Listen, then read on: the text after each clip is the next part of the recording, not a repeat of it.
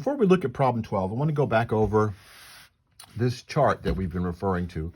Whenever I'm graphing something of the form y equals a cosine omega x plus phi plus b, or y equals a sine omega x plus phi plus b, they're very similar. We saw on an earlier problem, on problem number 4, that the sine and the cosine graphs are essentially the same graph, just shifted. Then we know things like the amplitude of the graph is going to be a. The vertical shift is going to be b. The phase shift is going to be minus phi over omega. But here's the thing. The period is 2 pi over omega. What really needs to happen that I didn't point out before, and I apologize for that, is in all of this,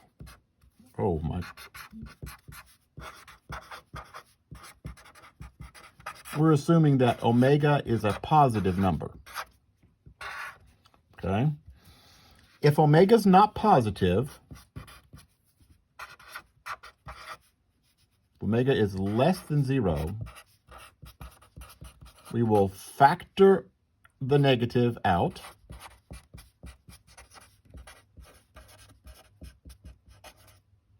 And use what we call the even-odd identities.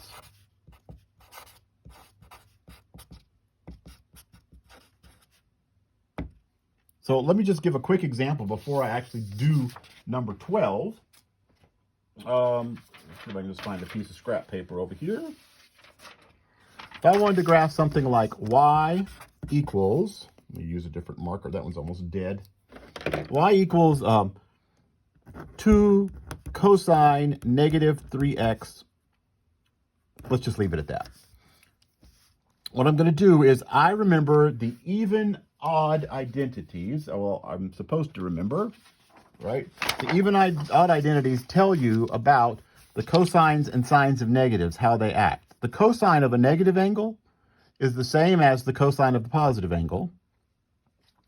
And the sine of a negative angle is the same as opposite the sine of the positive angle. So cosine of negative 3x is exactly the same thing as the cosine of positive 3x.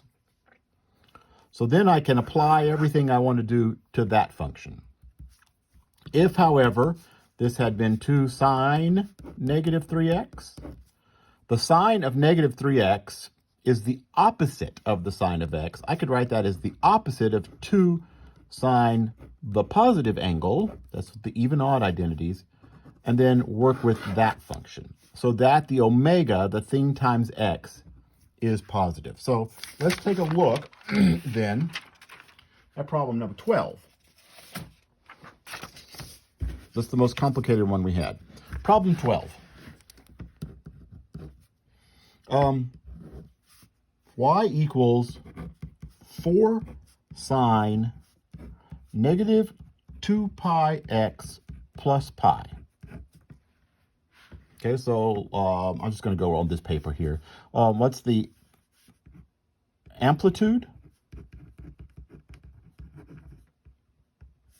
It is 4, right? Right, the amplitude is the thing multiplied out front. What is the period? Well, before we find the period, we're going to go ahead and write this as, let's factor out the negative. Y is 4 times the sine of negative of, factor out negative 2 pi x, right? Factor the negative out of that. Factoring a negative out of the positive pi leaves me with a negative pi there. Let's go back and check. What would happen if I distributed that negative? I would get negative 2 pi x plus pi. That is correct. And so what I'm really graphing is y equals negative 4 sine 2 pi x minus pi. Now, that's not going to change the amplitude because the amplitude is the absolute value. But now the period is 2 pi over 2 pi, which is 1. This is the first time we've seen a period, sorry about that, we've seen a period that is not got a pi in it.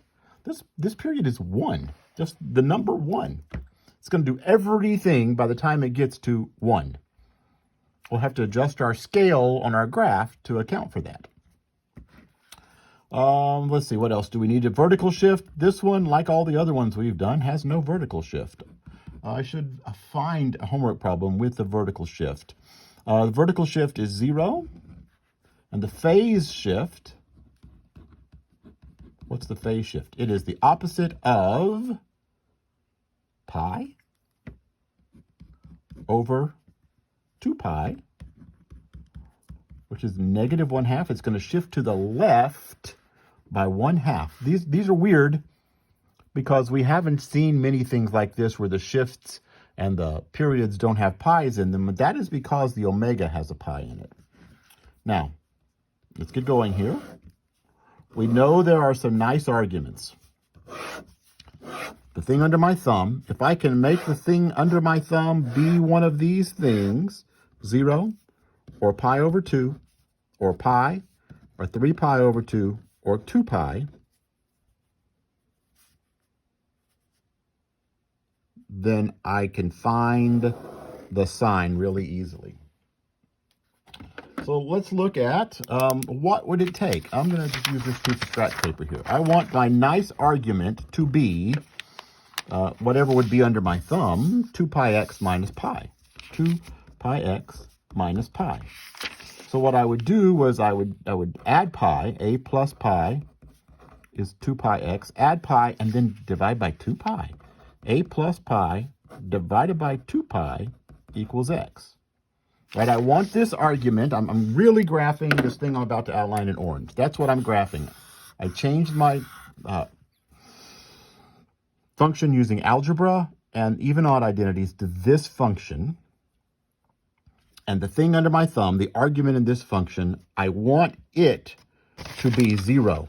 The thing under my thumb needs to be pi over 2 or pi or 3 pi over 2 or 2 pi.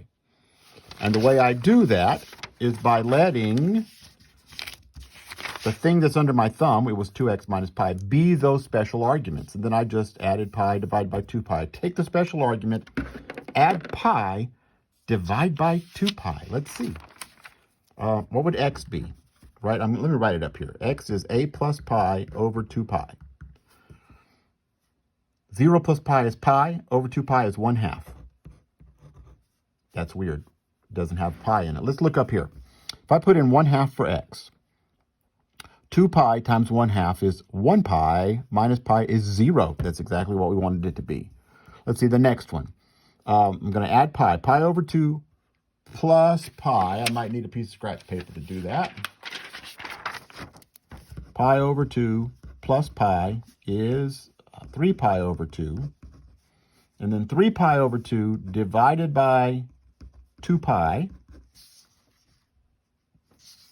is, same thing as 3 pi over 2 times 1 over 2 pi. Let's see, the pi's cancel 3/4.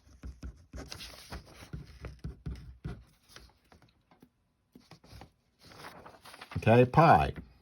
Pi plus pi is 2 pi. 2 pi divided by 2 pi is 1. If I plug in 1, 2 pi times 1 is 2 pi minus pi makes pi. 3 pi over 2. Add pi. 3 pi over 2 plus pi, which is 2 pi over 2, makes 5 pi over 2. And then if I want to divide that by 2 pi, then 1 over 2 pi, the pi is 5/4, 1 and 1/4.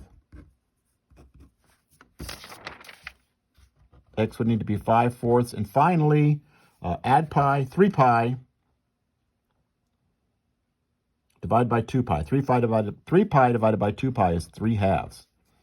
Okay?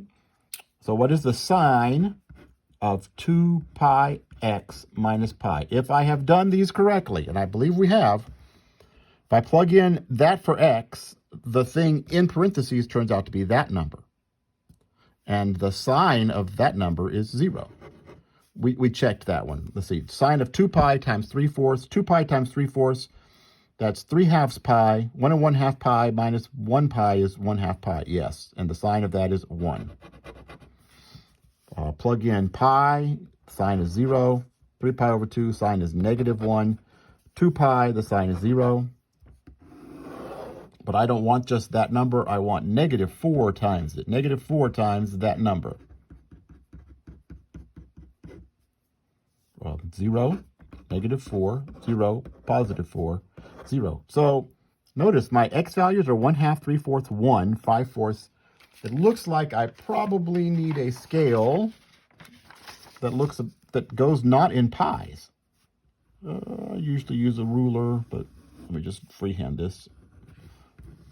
And I also need to be able to get, what kind of numbers? 1/4, fourths. I'm going to say there's 1. There's 2. Notice I'm not putting pies here like I normally do because my x values don't have pies. -1, -2, -3. Let's just do these every 2 like I have been doing. Where's 1? -1. Okay.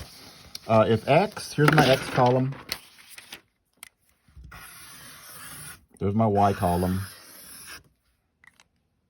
My x is 1/2, y is 0. X is 1/2, y is 0. There's a point. X is 3/4, y is -4. 3/4, oh wow, -4, way down here. 1, 0. 5/4, 4. 5/4, 4, way up there. 3/2, 0. 1 and 1/2, 0, right there. Then it's going to repeat. It's going to go down to -4, back up to 4, back down. Notice this graph is